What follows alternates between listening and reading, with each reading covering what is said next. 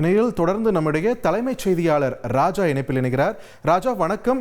சீமான் தற்பொழுது ஆஜராக இன்னும் சில நேரத்தில் அவர் ஆஜராக இருக்கிறார் அப்படின்னு நிலையில இந்த விவகாரம் மொத்தமாக கடந்து வந்த பாதை என்ன ராஜா, விரிவா பதிவு பண்ணுங்க.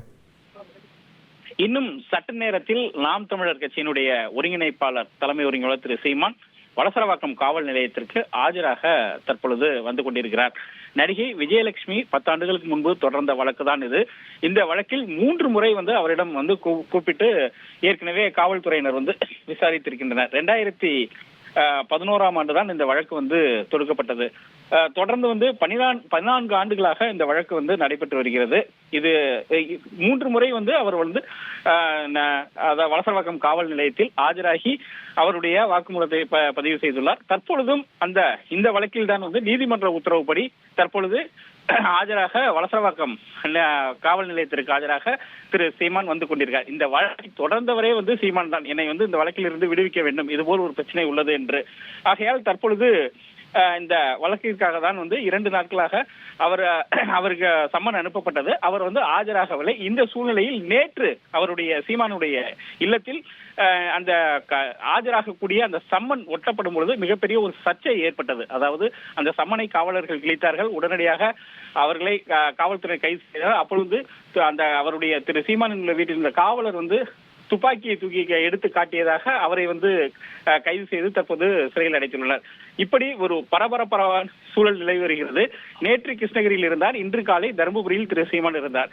இந்த வழக்கில் ஆஜராவதற்காக தான் தற்பொழுது வந்து கொண்டிருக்கிறார். வழக்கறிஞர்களுடன் தற்பொழுது அதாவது சென்னை வடபழனியில் உள்ள ஒரு ஹோட்டலில் ஆலோசனை நடத்திவிட்டு தற்போது கிளம்பினார். 8 மணிக்கு ஆஜராக வேண்டும் என காவல்துறையினர் அவருக்கு நேரம் ஒதுக்கி இருந்தனர். ஆகையால் தற்பொழுதுதான் வளசரவாக்க காவல் நிலையத்திற்கு திரு சீமான் வடபழனியில் உள்ள அந்த ஹோட்டலில் இருந்து கிளம்பி வந்து கொண்டிருக்கிறார். சாலையின் இரு நெடுங்கிலும் நாம் தமிழர் கட்சியினுடைய தொண்டர்கள் அதிக அளவில் அங்கு காணப்படுகின்றனர். காலை முதல் இந்த பிரச்சனையில் உன்னிப்பாக இந்த நாம் தமிழர் கட்சியினர் உடனடியாக அந்த பகுதிக்கு வர வேண்டும் என நிர்வாகிகள் கேட்டுக்கொண்டனர். அதற்கேற்ப தனது ஏராளமான நாம் தமிழர் கட்சியின் தொண்டர்கள் இந்த வளசரவாக்கம் மற்றும் வடபழனி அந்த சாலைகளை தற்பொழுது முற்றுகை இடக்கூடிய அந்த காட்சிகளை நாம் பார்க்க முடிகிறது. ஏற்கனவே மெட்ரோ பணிகள் அந்த பகுதியில் நடைபெற்று வருகிறது. இந்த நிலையில் போக்குவரத்து நெரிசலும் பெரிய அளவில் ஏற்பட்டுள்ளது. காவல்துறையினர் அதிக அளவில் குவிக்கப்பட்டுள்ளனர்.